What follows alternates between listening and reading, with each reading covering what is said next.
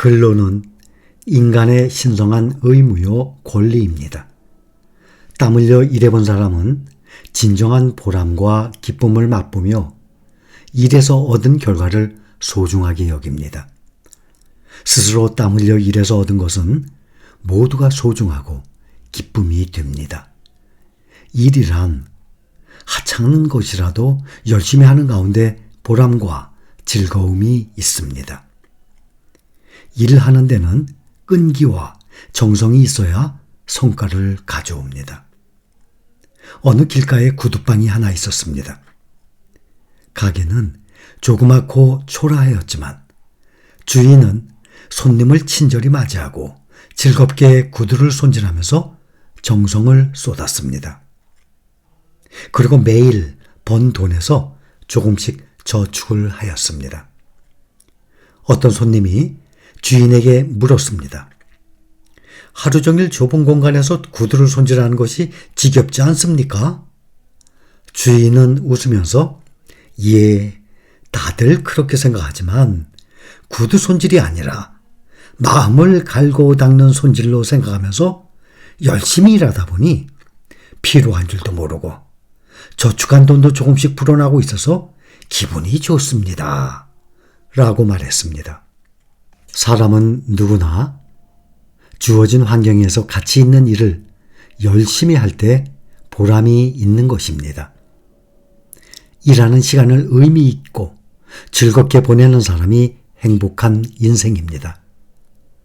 세상 사람들이 모두 원하는 일만 하고 좋은 대우만 받기를 바란다면 이 사회는 제대로 유지될 수가 없습니다.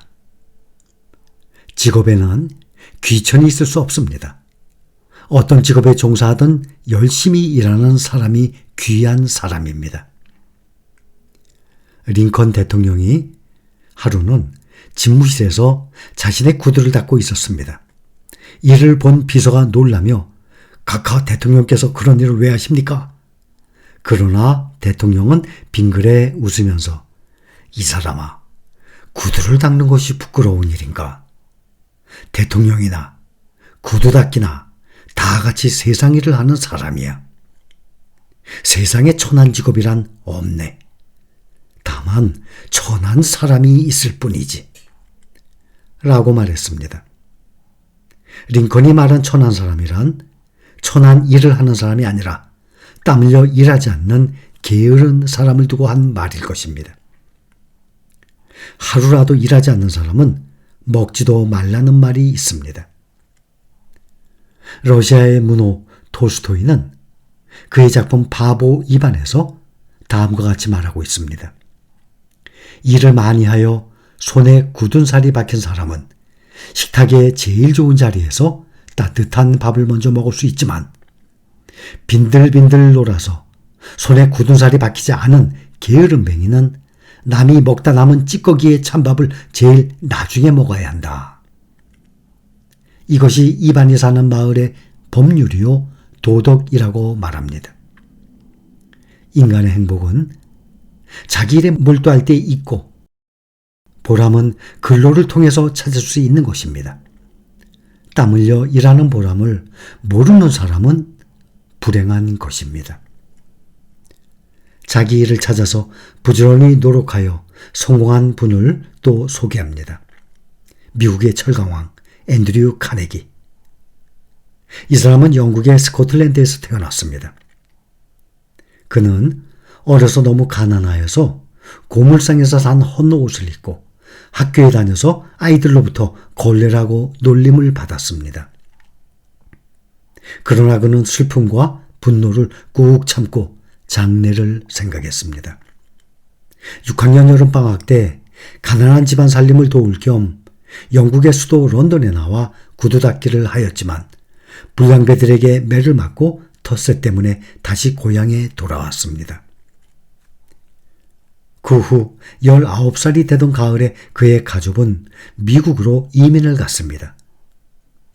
이민을 간 후 그는 직공, 배달부, 전기기사, 비서 등을 고루 거치면서 동료로부터 왜 이런 일을 하느냐고 질문을 받으면 어떤 일이든 힘껏 하면 그것에서 인생의 광명이 발견된다고 시인 바이레스의 시구를 인용하였습니다.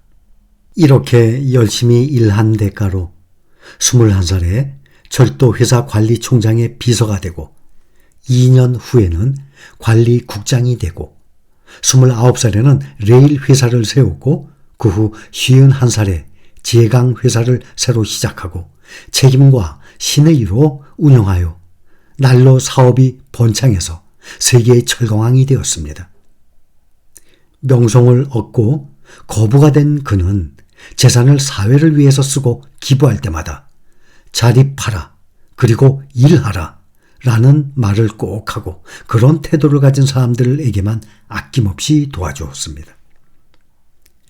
심은 만큼 거두고 땀 흘린 만큼 열매를 따게 마련입니다. 땀은 노력의 상징입니다. 노력의 결과입니다. 노력은 성공의 어머니입니다. 일을 사랑하고 땀을 흘리는 사람이 되어야만 합니다. 땀 흘려 일하는 자세는 적극적인 희망이 충만한 자세입니다. 땀을 사랑한 사람은 성공을 합니다. 열심히 일하는 데서 보람과 기쁨이 있습니다. 공자는 1년의 계획은 봄에 있고 하루의 계획은 아침에 있다. 봄에 갈지 않으면 가을에 거둘 것이 없고 아침에 일찍 일어나서 서두르지 않으면 그날 할 일을 못한다. 젊은 시절은 봄이요 아침이다. 그러나 봄엔 꽃이 만발하고 눈과 귀에 유혹이 많으므로 일에 게으를 수가 많다. 그 젊은 시절에 부지런할 것을 강조하였습니다. 젊은 날에 부지런히 일하는 근면성이 있어야 합니다. 그리고 자기가 맡은 일을 책임있게 수행해야 합니다. 현대사회에서는 자기가 맡은 일은 천직으로 여기고 그 일에 최선을 다하는 직업윤리가 강조되고 있습니다. 근로는 사회에 대한 고귀한 역할입니다. 때문에 일을 하지 않는 사람은 쓸모가 없는 것입니다.